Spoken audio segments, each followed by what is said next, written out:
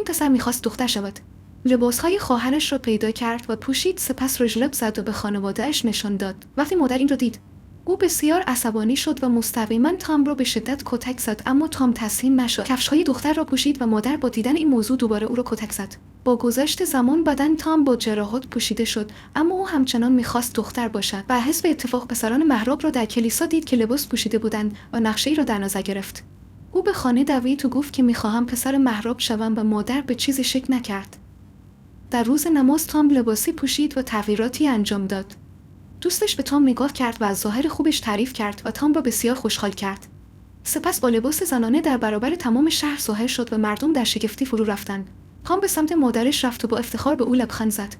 هنگام گرفتن عشای ربانی تام نیز زبانش را به مادرش می‌کشید. درست در همان لحظه یک جفت بال طاووس از پشت او بیرون آمد و او را زیباتر کرد. بالاخره به آرزویش رسید.